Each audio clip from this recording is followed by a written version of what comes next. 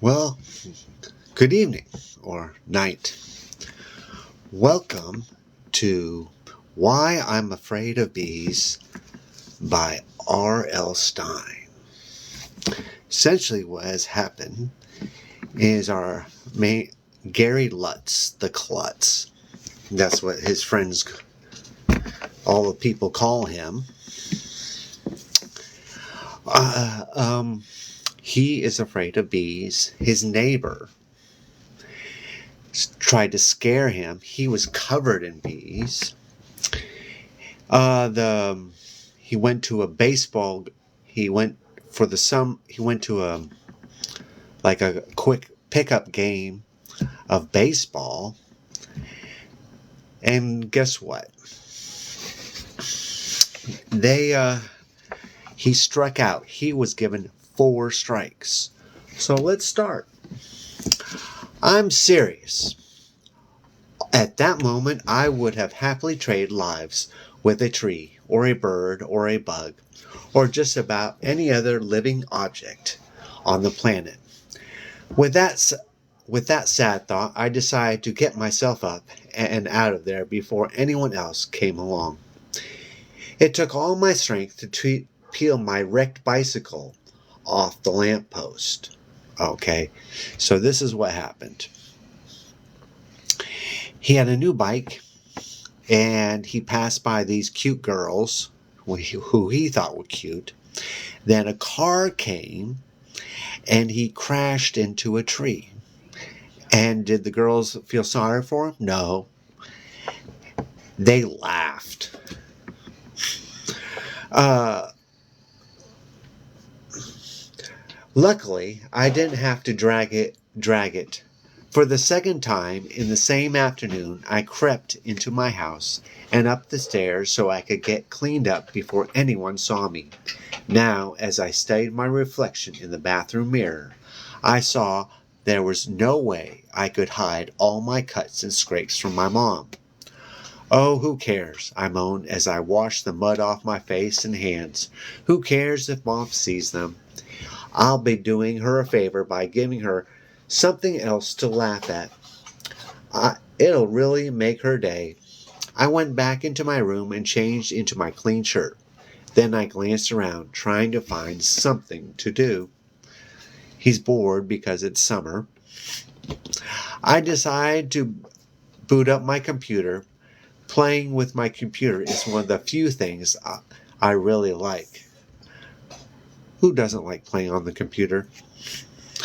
When I'm lost in the world of a computer game, sometimes I can actually forget I'm a total jerk named Gary Lutz.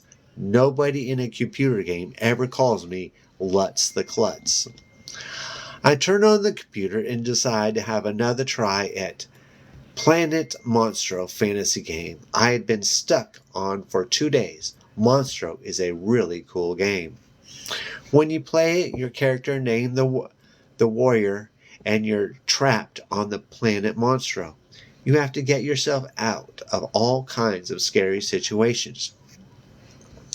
Before I started to play, I thought I'd check Computer Note, one of the electronic bulletin boards I'm connected to on the computer. I left a message there on Monday asking if anyone knew how to defeat the two-headed dragon that kept eating me on the 13th moon of Monstro. Sometimes other people in the country who are playing the game will send each other hints. When I accessed Computer Note, I saw the following computer game related messages on the screen. To Arnold in Milwaukee, have you tried rubbing smashed up eucalyptus leaves all over yourself in the rain forest game? It's an ecologically correct way of repelling the poisonous ants in Eco Scare 95 from Lisa in San Francisco. To R from Sacramento, the only way to escape from the flood on your spaceship in Space Quest 20 is to inflate your suit and float away. From L in St. Louis. To Gary in Millville, Try stabbing the dragon between the eyes. It worked for me, from Ted in Ithaca. Oh, terrific, I thought. I've been trying to stab the dragon between the eyes, but the creature always ate me before I could do it. What was Ted in Lithica? What was Ted in Lithica doing that I wasn't? I decided to leave another electronic note, asking Ted to explain what he meant.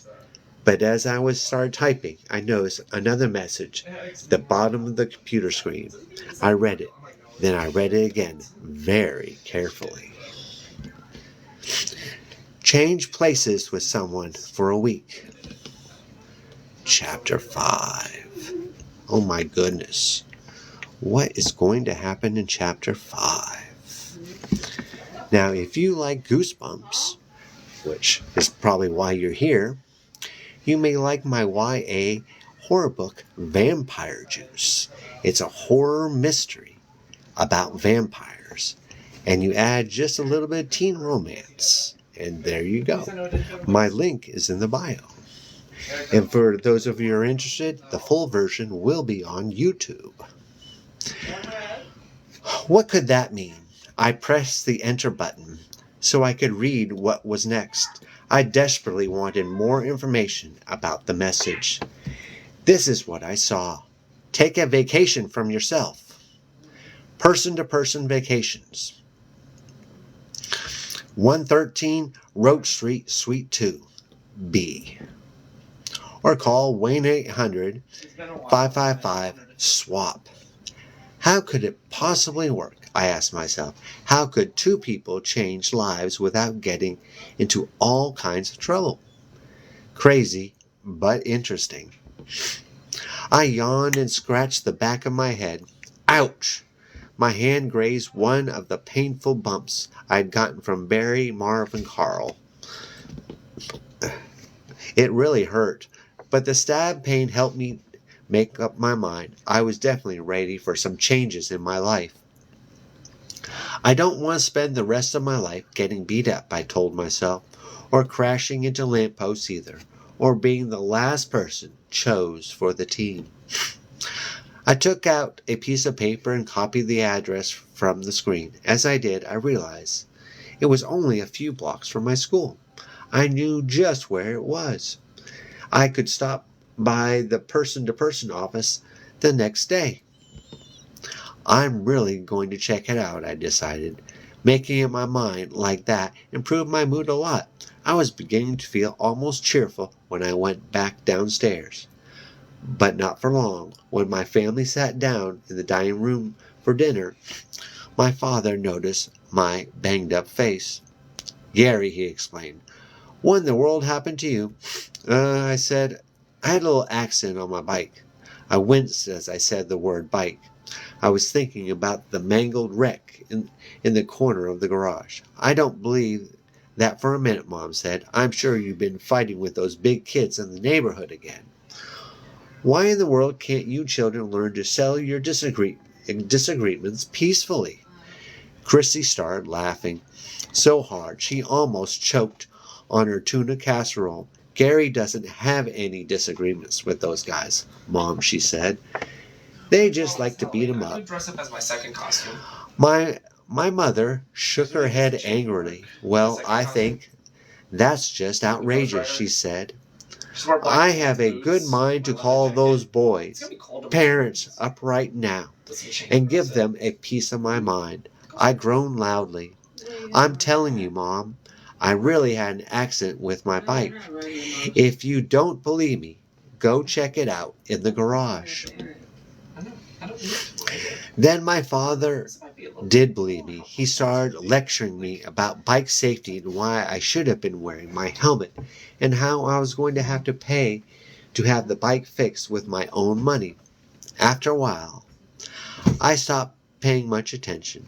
As I pushed my casserole around on my plate, all I could think about was my plan for changing my life with person-to-person vacations. We finished dinner. I went upstairs to play on my computer again. I spent the rest of the evening with my Planet Monstro game. I kept trying to stab the dragon between the eyes, but even though I followed Ted from Lithica's advice, I couldn't do it. The dragon ate me 23 times. Finally, I gave up and crawled into the bed. I was so wiped out, I started drifting off to sleep almost right away.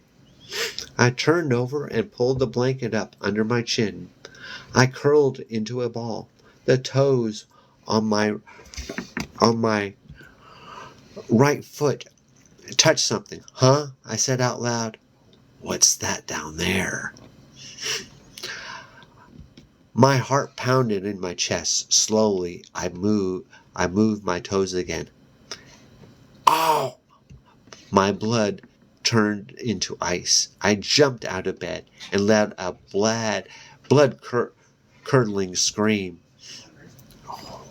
Who was it? Who was it? Frantically, I ripped the blankets off my bed. In the dim light coming in through the window, I could see the rat, fat and hairy, its red eyes gleaming at me. I screamed again. Then I heard laughter down the hall. Chrissy's laughter. My stomach sank. I made my way to the switch and turned on the light. Sure enough, the rat still stared at me from my bed. But now I recognized it, a gray rubber rat. One of Claus's favorite toys. In her room down the hall, Chrissy squealed with laughter. I'm going to get you, you little brat, I screamed. I thought about going down the hall and really thumping her, but I quickly decided against it. Even though Chrissy is only 9, she happens to be pretty strong. That was an excellent chance she could beat me up. With any angry growl, I grabbed the rat off my bed and heaved it into the corner of my room. Then my heart still pounding with rage, I turned off the light and climbed back under the covers. Tomorrow, I promised myself in the dark room, tomorrow, you Gary Lutz are going to check. Can you stop, please? Thank you. I grabbed the rat off my bed and heaved it into the corner of my room. Then, my heart still pounding with rage, I turned off the light and climbed back under the covers. Tomorrow, I promised myself in the dark room, tomorrow, you, Gary Lutz, are going to check out that ad and find out if you can change your life, even if it's only for a week. It has to be better than the miserable life you have now. The next day, I kept my promise to myself after breakfast. I walked the 6 blocks to Roach Street and started reading the street numbers, trying to find number 113. I guess I was looking for some kind of big glass office, but when I finally found number 113, it was on a small gray building that looked something like a dentist's office. A little sign on the outside read, Person-to-Person Vacations, Suite 2B. I opened the door and walked up a flight of steps. At the top, I opened another door and went into a kind of waiting room with beige carpeting, tan leather chairs. A dark-haired woman sat behind a big glass window. She smiled at me when I came in, and I walked over to talk to her. Good afternoon, she said, into a microphone. I jumped, even though the woman was right in front of me. Her voice came out through a speaker on the wall. I stammered nervously. I came about the message on the electronic bulletin board. Oh, yes, the woman replied with another smile. A lot of people learn about us from their computers. Pardon me for staying behind the glass shield, but the equipment behind me is so delicate. We have to be very careful about protecting it. I peered over the woman's shoulder. I could see gleaming metal counters and wall of electronic equipment, including what appeared to be heart monitors, video screens, x-ray machines, and cameras. It looked like something right out of Star Trek. I suddenly had a heavy feeling in my stomach. Maybe this is a bad idea. You you probably don't like kids hanging around here, I stammered. Started backing away toward the door. Not true, she said. Many of our customers are young people such as you. A lot of kids are interested in changing places with someone else for a week. Why did you say your What did you say your name was? Just a minute.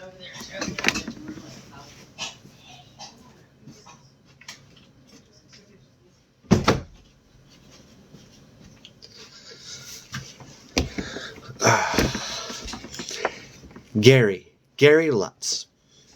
Nice to meet you, Gary. My name is Miss Carmen. How old are you? About 12. I nodded. Come over here for a minute, Miss Carmen said, motioning with her hand. Cautiously, I walked back over the glass booth. She opened a little slot at the bottom of her window and pushed out a book. I picked it up and saw that it was a photo album, like the one my parents have from their wedding. I opened it and started looking through it. It's kids, I exclaimed. All about my age. Correct, said Miss Carmen. They're all interested in switching lives with someone else for a week. Wow. I studied the album. A lot of the kids' pictures looked big and strong and cool. Kids like that wouldn't be afraid of anything, I told myself. I wonder what it would be like to be one of them. You can pick a boy or even a girl, for that matter, to trade places with for a week, Miss Carmen was saying. But how does it work, I asked.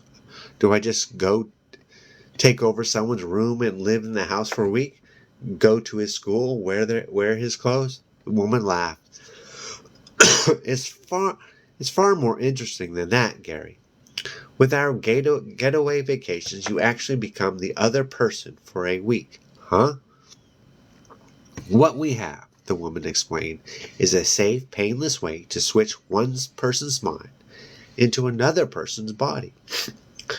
So, while you know you're really you, no one else will recognize you, not even the other boy's parents. I was still confused, but what about my body? Does it get stored here? No. We here at Persons to Person will find someone else to take over your body for the week. Your parents will never even know you're gone. I looked down at my skinny body and wondered who could possibly want to borrow it for a week. Miss Carmen leaned forward in her chair. So, what do you say? Are you interested, Gary?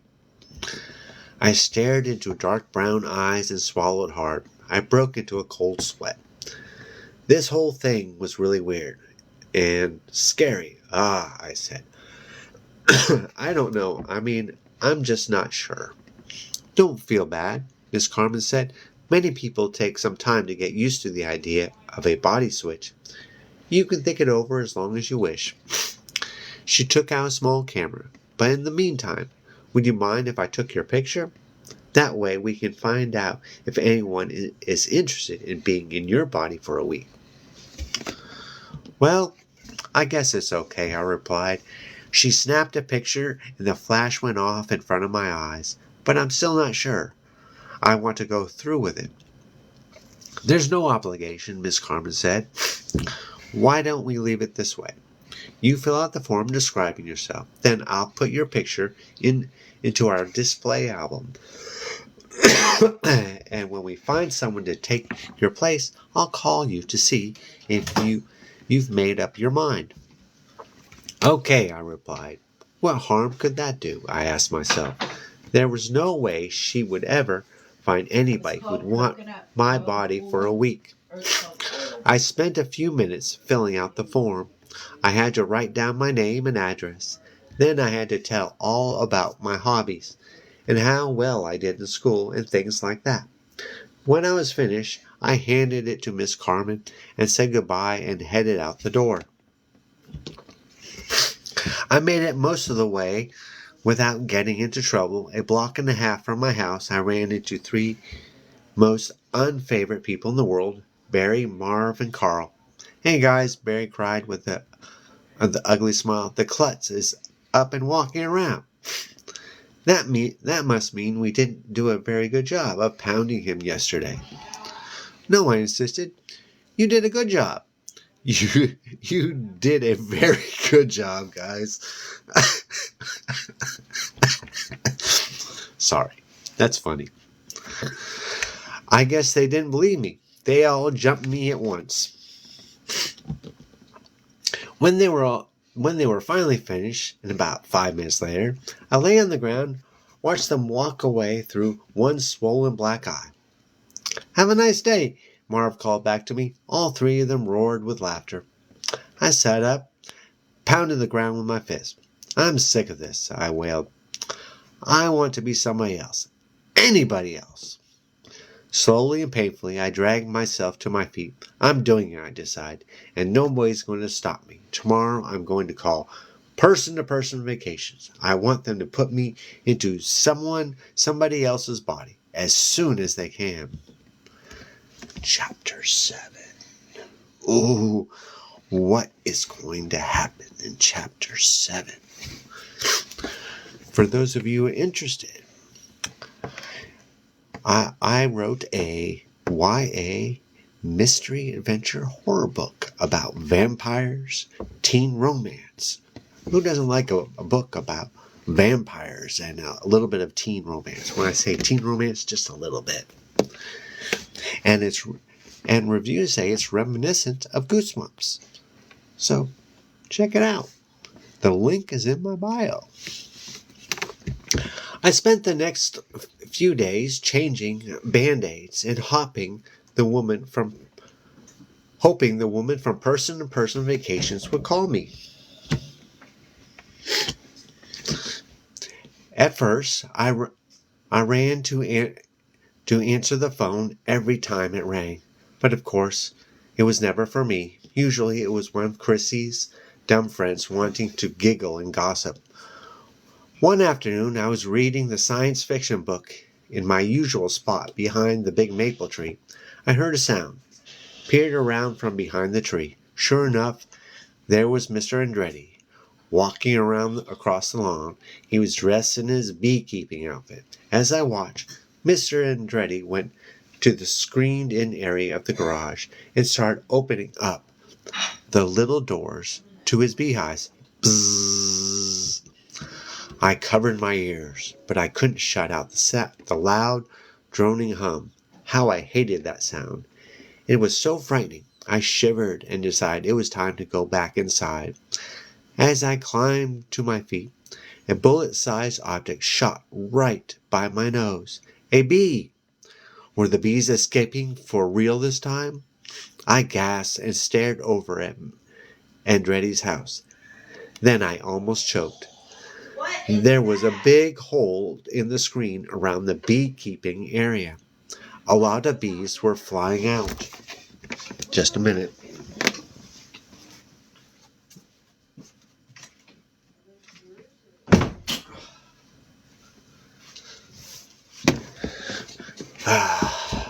My family is so unaware.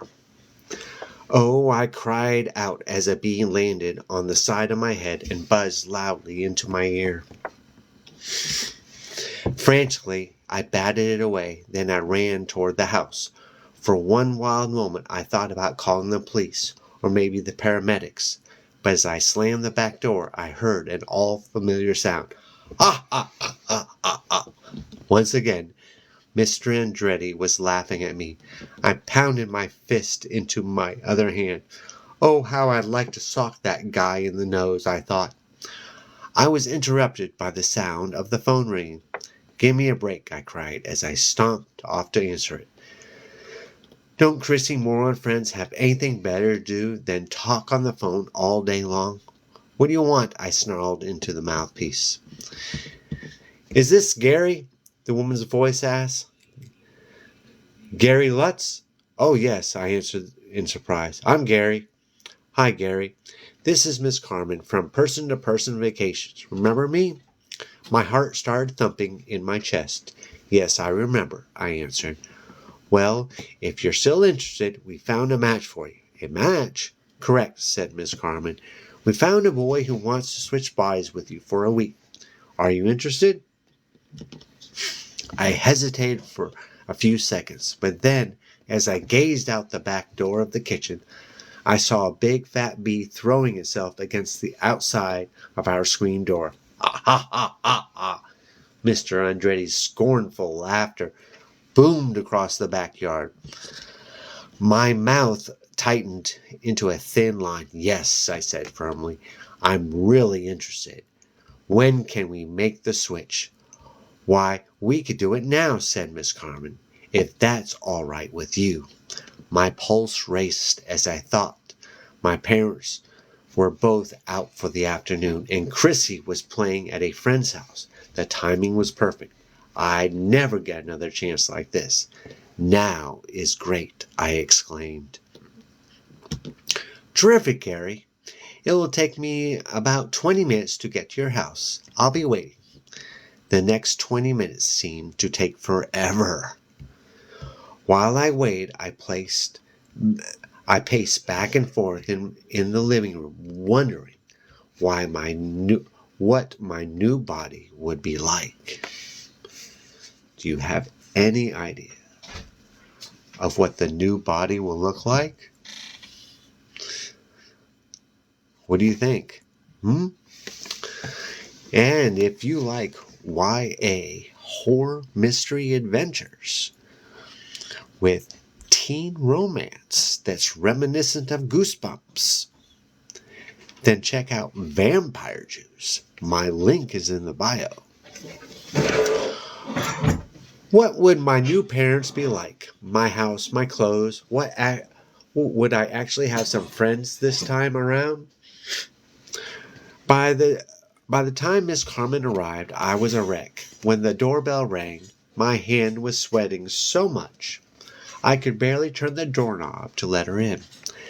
Let's go in the kitchen, Miss Carmen suggested. I like to set up my equipment on a table. She opened a small case and took out some black boxes with monitors on them. I showed her the way to the kitchen. So who's the kid who wants to switch places with me? I asked. His name is Dirk Davis. Dirk Davis, I thought excitedly. Even the name sounded cool. What does he look like? Miss Carmen opened up a little white photo album. Here's the picture, she said, passing it to me. I looked down at the picture of a tall, athletic-looking blond boy in a black lycra bike shorts and blue muscle shirt. I blinked in surprise. He looks like a surfer or something, I cried. Why in the world would he want to switch bodies with me? Is this some kind of trick? Miss Carmen smiled. Well, to be honest, it's not exactly your body he's interested in, Gary. He wants your mind. You see, Dirk needs someone who is good at math. He has some very hard math tests coming up in summer school. He wants you to take them for him. Oh, I said. I felt relieved. Well, I usually do pretty well on math tests. We know that, Gary. Person to person does its homework. You're very good at math. Dirk's good at skateboarding. I sat down at the table. Bzzz. A bee buzzed right under my nose. Hey! I yelled, jumping back. How'd that bee get in here? Miss Carmen glanced up from her equipment. Your back door is open just a bit. Now please sit down and try to relax. I need to fasten this strap around your wrist. With a nervous glance at the back door, I sat back down. Miss Carmen strapped a black band around my wrist. Then she started fiddling with some wires attached to one of her machines. Bzzz! Another bee flew in front of me. I wiggled around in my chair. Please sit still, Gary. Otherwise the equipment won't work. Who can sit still with these bees buzzing around in here? I asked. I lowered my eyes and saw 3 fat bees walking across the table. Bzzz. Another bee flew past my right eye. What's up with these bees? I was starting to panic. Don't pay attention to them, Miss Carmen said. They won't bother you. She made one more adjustment to her machine. Besides, Dirk Davis isn't afraid of bees.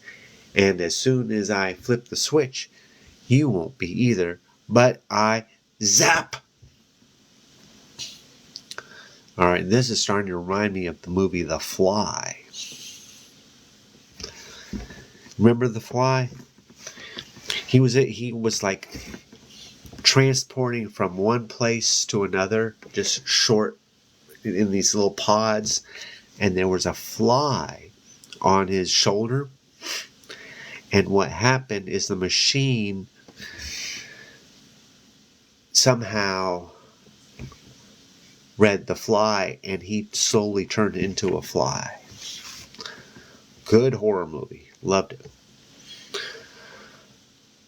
A blinding white light flashed in front of my eyes. I tried to cry out, but my breath caught in my throat. The light grew brighter, and then I sank into a deep pool of blackness. Oh my goodness. Something was wrong. Colors returned, but they were a total blur. I struggled to make everything come clear, but I couldn't seem to focus on anything. My new body didn't feel right either. I was lying on my back. I felt light as a feather, light enough to float away. Oh, yes. Could this be Dirk Davis's tall, muscular body? I certainly didn't feel like it. Was this some kind of trick? I asked myself. Was the picture of Dirk Davis a phony? Was he really a lot smaller than he looked in the photo album? I reached out one of my hands and tried to touch my stomach, but my hand felt really weird too. It was small. My arm seemed to be bending in several places at once.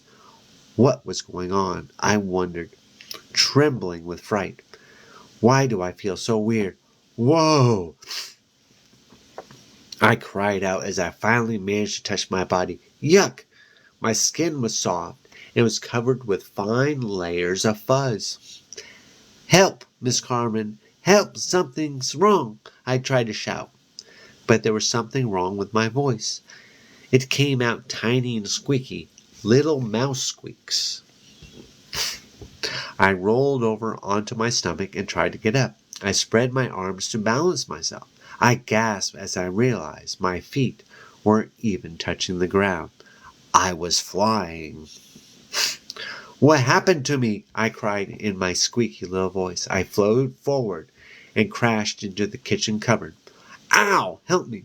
I moved my strange new arms and realized I had some control over which way I flew. I felt some weird muscles in my back going into action, testing my new muscles. I flew over to the kitchen window. Exhausted, I landed on the sill. I turned my head to one side. Then I gasped in fright. A hideous monster reflected in the window glass. The creature had two glaring eyes, and it was staring right at me. I tried to scream, but I was too terrified to utter a sound. I have to get away, I decided. I moved my feet and started to run. The monster in the glass ran too. I stopped and stared at the window glass. The monster stopped and stared back at me. Oh no, please, no, I cried. Please don't let it be true. I reached up and tried to cover my eyes. The creature in the window did the same thing. And suddenly I knew the hideous truth. The monster in the terror. In the mirror, it was me.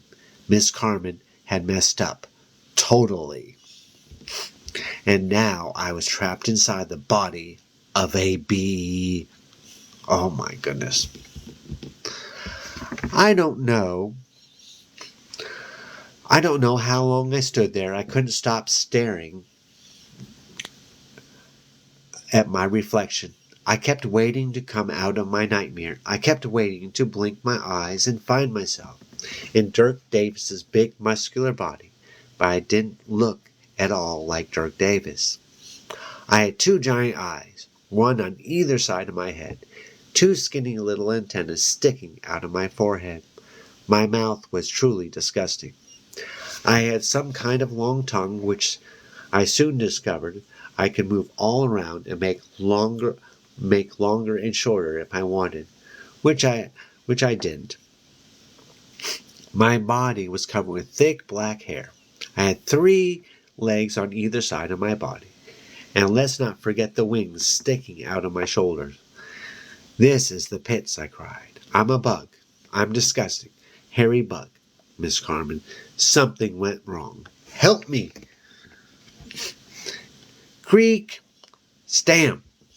What was that? Oh no, I realized that Miss Carmen had just gone out the kitchen door. No, wait, I squeaked.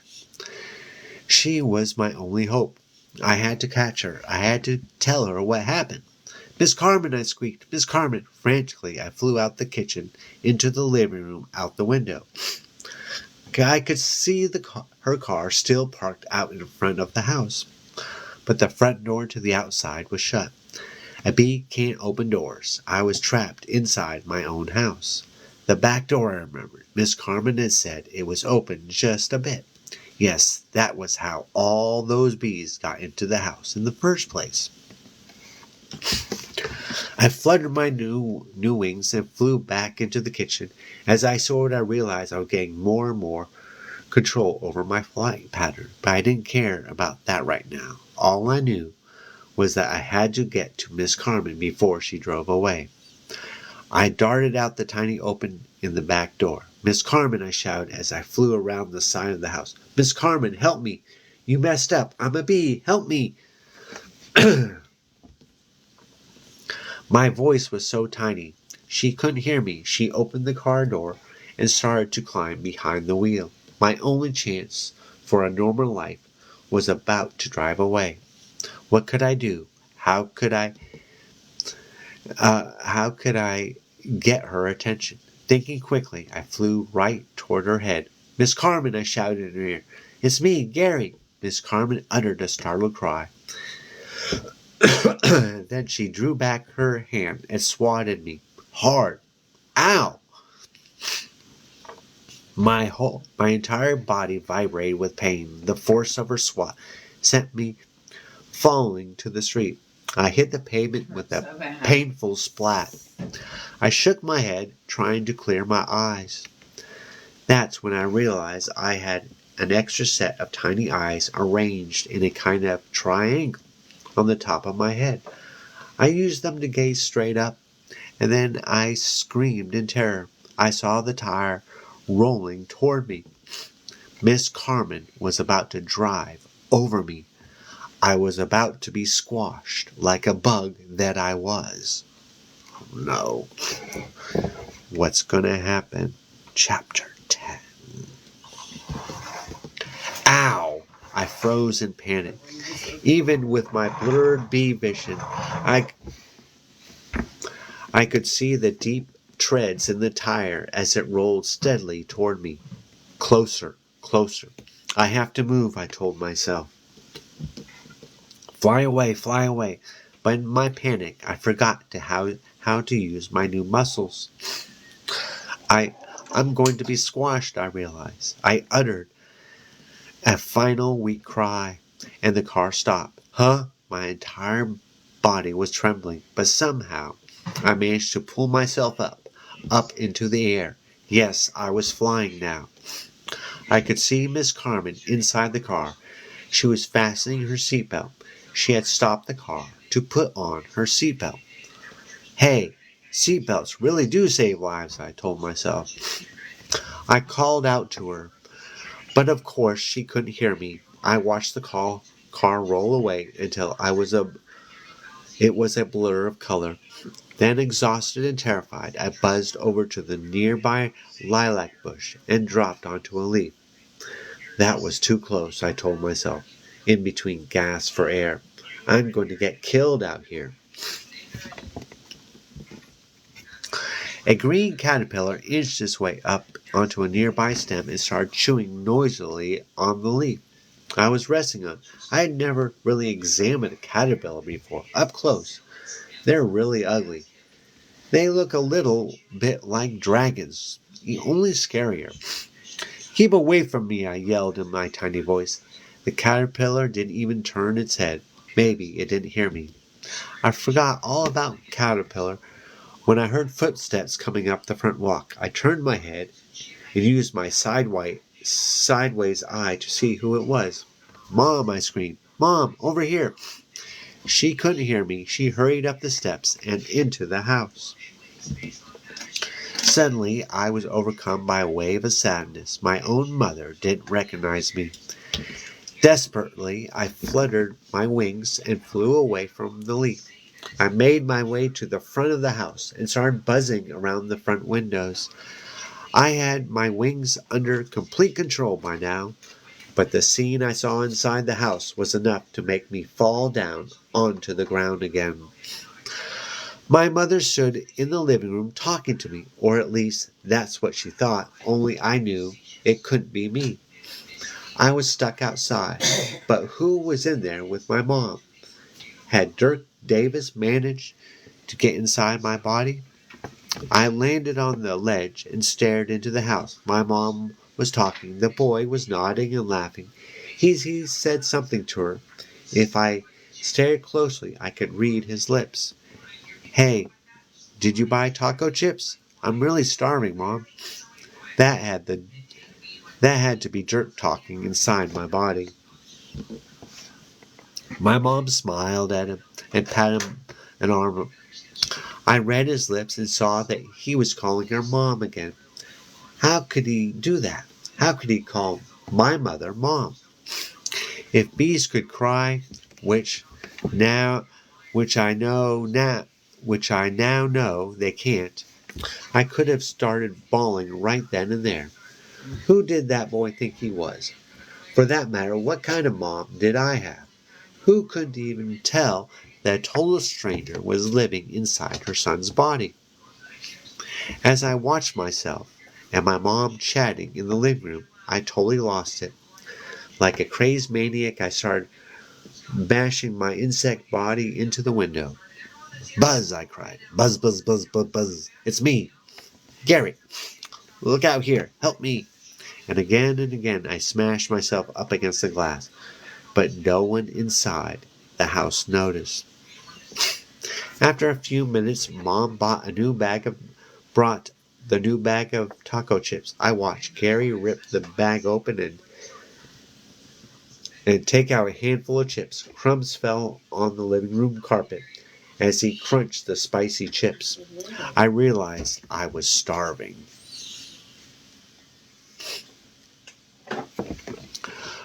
But what do bees eat? I asked myself desperately. I tried to remember everything I had read about the creatures. I thought of the hungry caterpillar crunching away on the leaf, but I was almost positive bees didn't eat leaves. But what did they eat? Other bugs? Ugh. The thought made me shudder.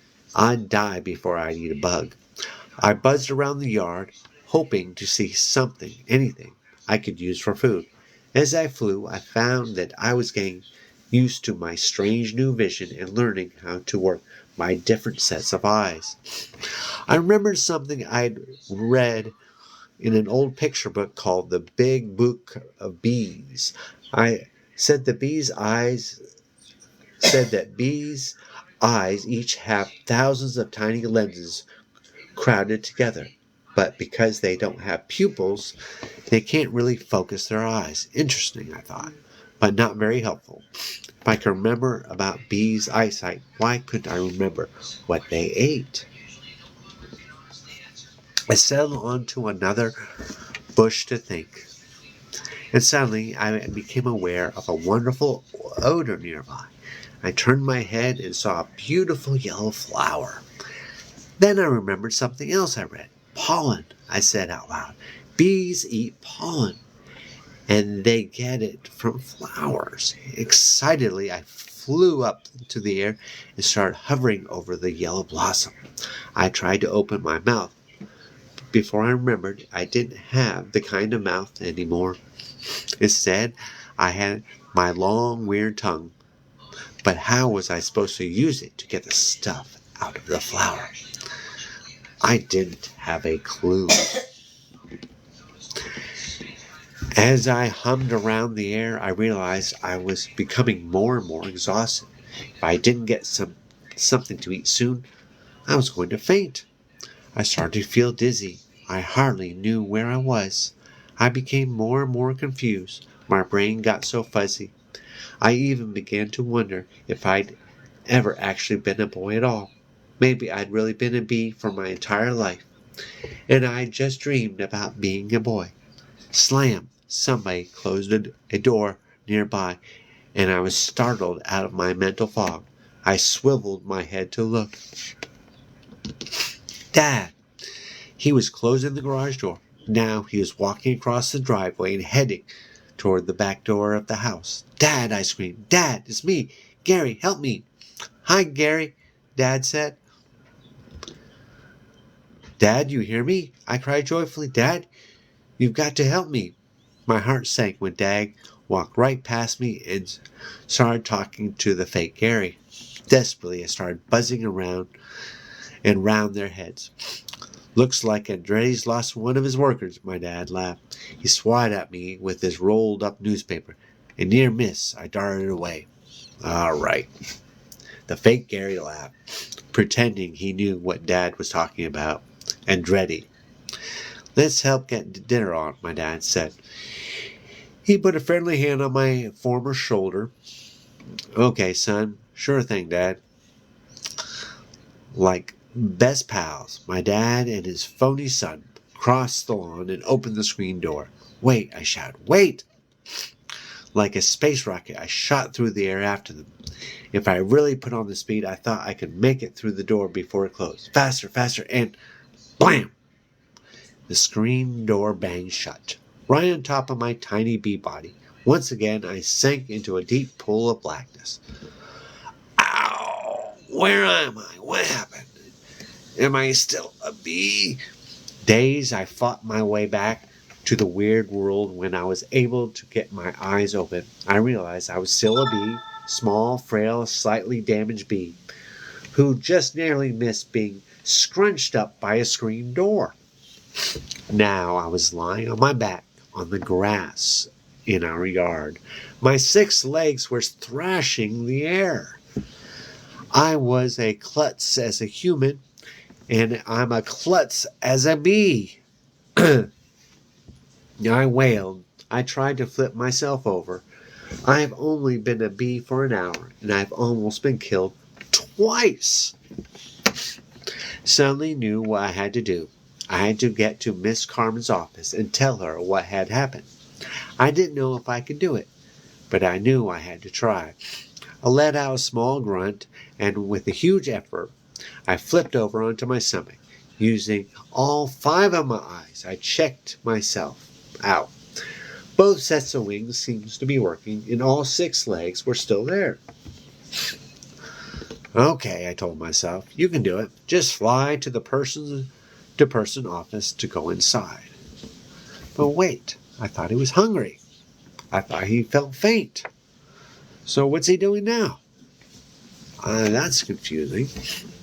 I flapped my wings and started to take off into the air, but I had only risen about an inch off the ground when I heard the sound that made my blood run cold. It was Klaus, the cat. With his long, sharp claws extended, he leaped through the air. I let out a squeal as he pounced on me, grabbed me in the paw, and began to tighten his claws around my body. Uh-oh. Is he a comrade or a foe? As the cat's claws closed around me, I saw his hideous mouth gape open. Sting him! Sting him! The thought burned in my mind, but something held me back. Something told me not to use my stinger. I suddenly remembered something else I had read in the big book of bees. Honeybees die once. They used their stingers. No way, I thought. I was still hoping to come out of this alive and back in my old body. So if using my stinger was out, I had to use my wits instead. With a loud gnashing of his teeth, Claus snapped his huge mouth shut. He lowered his head, preparing to snap up his furry prize, me. At just the right moment, I burst out of his claws and ducked out from under his gnashing teeth. Oh my goodness. All right. So that is where we're going to stop for today. Thank you for watching. And if you like YA horror books and you like mystery adventures with teen romance that is reminiscent of Goosebumps or Are You Afraid of the Dark, then check out Vampire Juice. My link is in the bio. And thank you for watching.